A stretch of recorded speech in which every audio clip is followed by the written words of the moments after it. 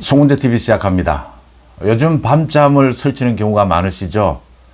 가까운 사람들과 만나면 첫 인사가 이 일을 어쩌냐?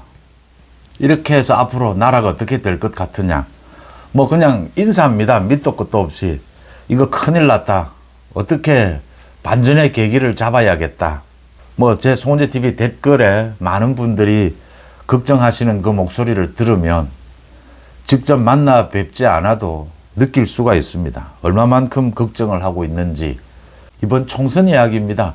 이번에 투표를 정말 제대로, 이번에는 정말 제대로 해야겠다라고 하는 그 생각들이 읽힙니다. 오늘 조선일보를 보면서 조선일보의 김창균 기자죠. 지금 뭐 논설 주간입니다. 이 김창균 기자가 쓴 칼럼이 많은 생각을 하게 했습니다. 제목이 총선 결과에 늘 놀라곤 했다. 대선과 달리 총선은 예측하기가 너무 힘들고 총선 결과는 짐작하는 것과는 전혀 달랐다. 언제나. 이게 이제 총선이 갖고 있는 특징이죠. 전국이 소선거구제로 254개로 이번에는 쪼개져 있으니까 이 결과가 어떻게 될지, 특히 최근 들어와서 최근 10년 이내에는 이 박빙의 승부, 소위 1, 2%, 뭐 적게는 100표, 200표로 승패가 나뉘기 때문에 이걸 짐작하고 예측한다라고 하는, 솔직히 여론조사라는 게 의미가 있나라고 할 정도로 4년 전이었습니다. 4년 전에 민주당이 180석 싹쓸이를 할 것이다. 그걸 예측했다라고 자랑을 하는 사람들이 있는데, 저는 그건 뭐 점쟁이, 점을 잘 친다. 그 이외에는 아무 의미가 없다라고 봅니다. 4년 전에 민주당이 좀 앞설 것이다. 그런데 싹쓸이가 됐다. 180석. 어떻게 그게 가능했느냐. 수도권을 중심으로 해서 충청까지 박빙의 승부처가 막판에 민주당 쪽으로 바람이 불었던 겁니다. 이 1, 2%. 김창균 기자가 자신이 정치부에 몸담은 1997년부터 쭉 회고를 했습니다. 총선과 대선 쭉 회고를 하면서 마지막 결론이 총선의 결과는 늘 놀라운 상황이었다. 참 예측이 어려운 것이었다. 동의를 합니다.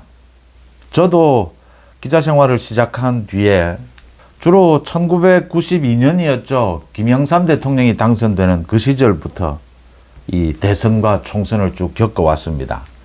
이 김창균 기자의 칼럼을 읽으면서 저도 이 주마등처럼 지난 30년이 훌쩍 넘죠. 36년 가까이 이 우리 총선과 대선의 역사가 제 머릿속에 쭉 지나갔습니다. 2년 전입니다. 2년 전에는 제가 송은재 TV를 하고 있을 때였습니다. 윤석열 후보가 3번 정도입니다. 뒤집어졌습니다. 이재명에게 지고 있다. 그래서 이걸 또 뒤집어야 한다. 승부사 윤석열 후보가 등장하는 순간이었습니다.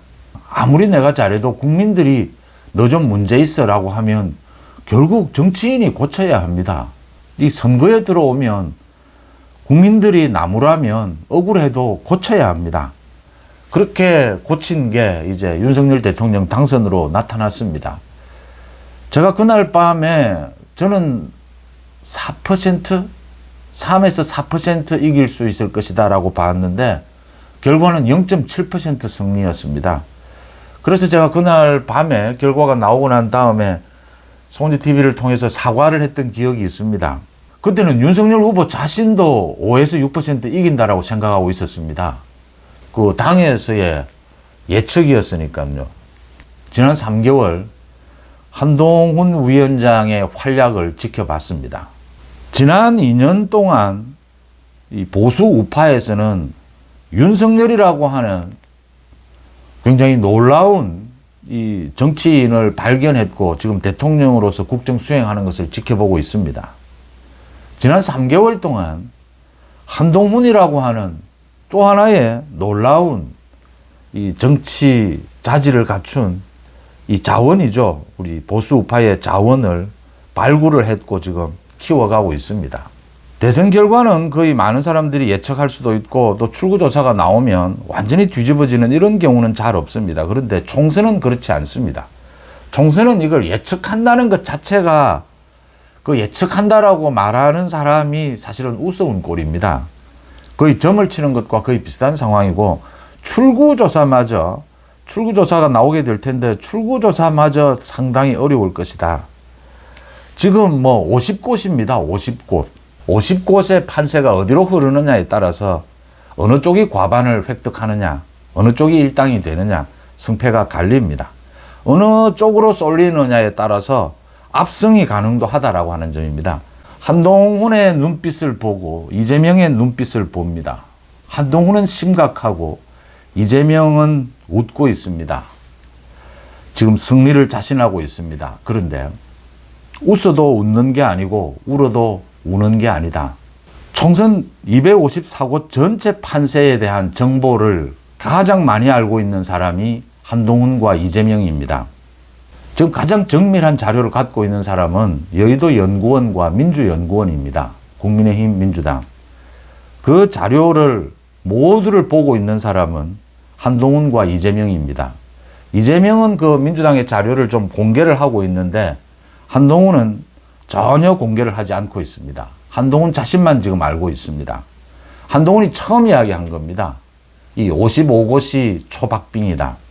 이 판세에 대해서 철저하게 지금 비밀을 지키고 있습니다.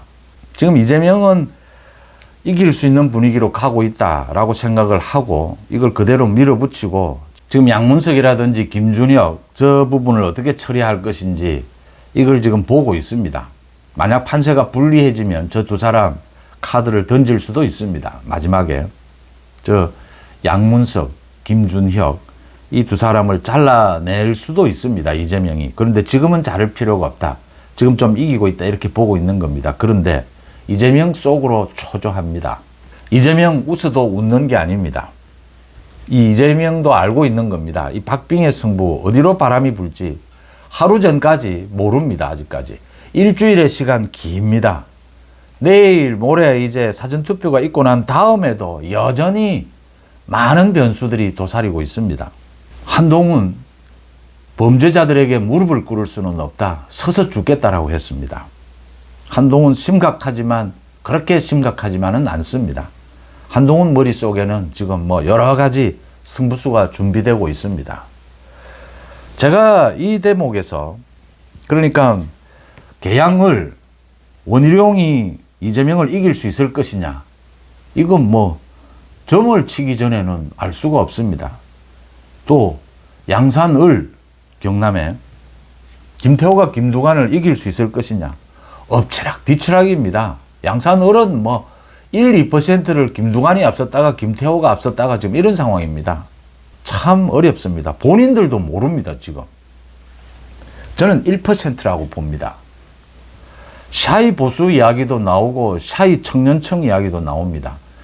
지금 아직도 결정하지 못한 20%까지 크게 보면 바뀔 수 있는 이 표심은 청년층입니다. 대부분. 이 청년층의 1%가 어디로 향하느냐? 투표장에서. 그 다음 60대 이상 샤이 보수가 있느냐 없느냐? 분명히 있습니다. 여론조사에 응답을 하지 않습니다. 뭐 송은재 TV 댓글에도 나타납니다. 이거 열받아서 투표장을 못 가겠다. 샤이 보수가 있는데 여기도 저는 1%라고 봅니다.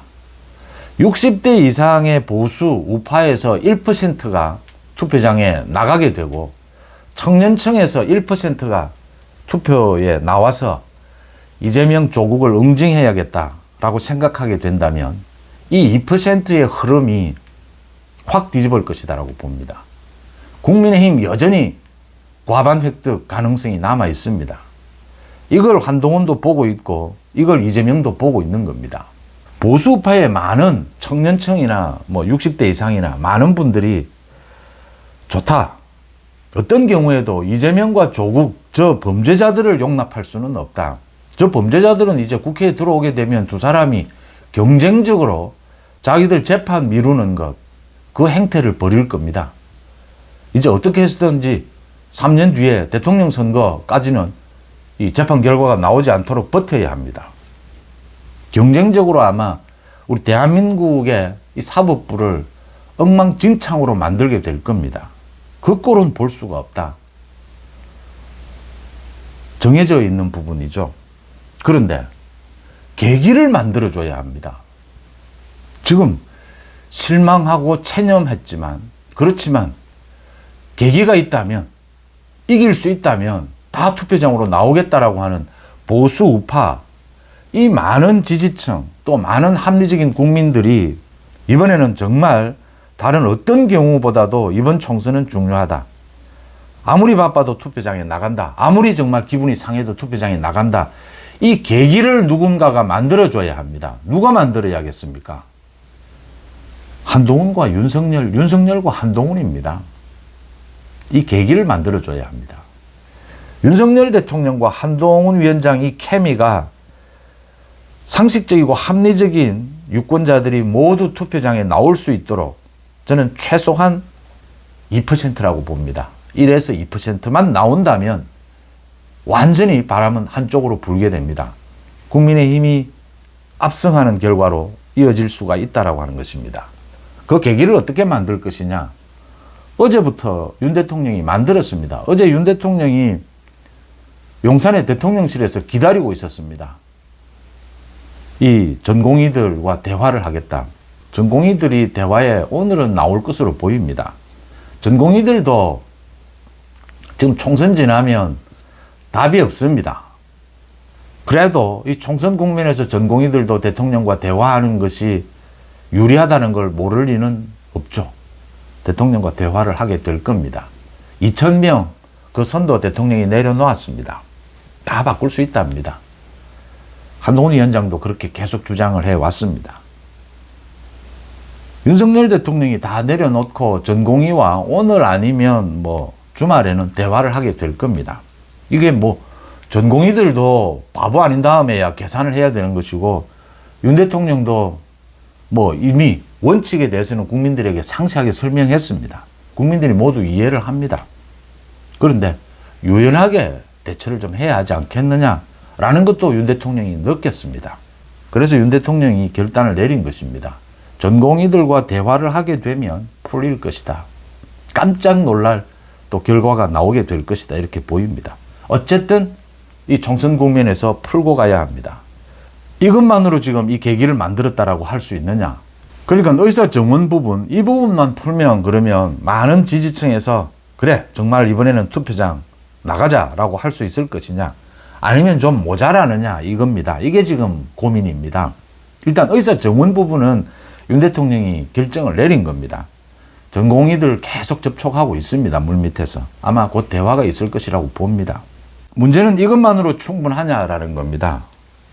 한동훈이 뭔가를 이 의사정원 부분, 이 부분 말고도 한동훈이 뭔가를 해야 하느냐. 그러니까 한동훈의 독자적인 정치선은 윤석열 정부를 보완하거나 또는 윤석열 정부가 좀 미흡했던 부분을 한동훈의 정치가 앞으로 당을 중심으로 해서 어떻게 보충할 수 있다.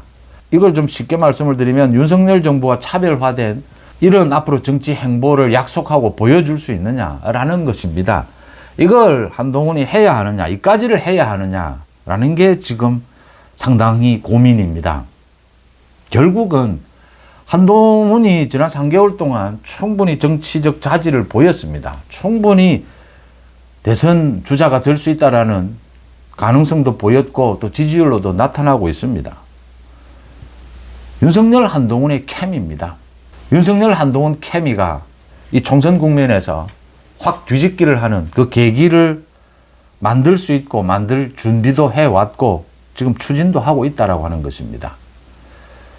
윤 대통령은 이 의사증원 부분에 획기적인 계기를 만들어내고 한동훈 위원장은 윤석열 정부를 뒷받침하기 위해서 또는 견제하기 위해서 또는 차별화 이러면 뭐라도 좋습니다.